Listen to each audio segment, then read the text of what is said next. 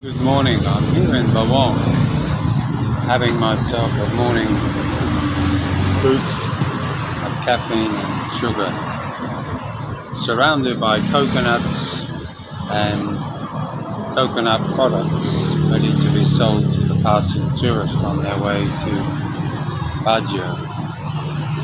My thought for the day is that sometimes life can be difficult.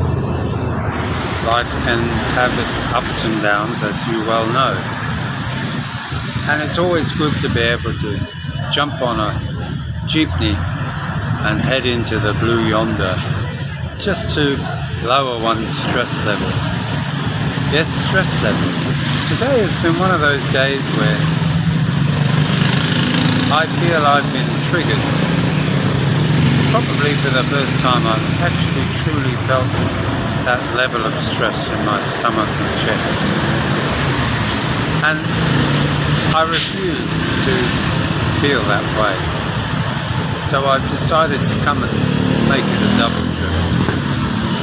One, to lessen my stress, and number two, to buy some more cat food. I've attempted, as many of you do, I'm sure, with your partners here in the Philippines, to rationalize an issue, try and sort it out. But sometimes it's just simply impossible. There's no will and there's no way. We look around the world at politicians trying to solve the problems of the world in their region, and each side has a staunch point of view publicly. But behind doors, they have to swallow their pride. They have to find some reasonable ground of negotiation. The one thing I've learned after 10 years living here in the Philippines is that your Filipino is probably the most unlikely person who will want to back down. They are a very strong-willed group of people. I can only talk about women, the ones that I've come across. And we need to remember that coming to another country, many of you talk about the culture of a country. I really don't think you know what you're talking about. There is no culture as such here. Not the same way as we would see it overseas and describe it as a culture. But there is a habit, definitely, a common trait that follows through everything. Fundamentally, the Filipino avoids any kind of conflict, no matter whether it's agreeing to buy this toothpaste or that toothpaste. They will only do what they want to do, and therefore you will never change that attitude. Also, there's a problem with you and I as foreigners. We bring to the table a certain amount of money every month. We often call it budget, allowances, all sorts of words we give it.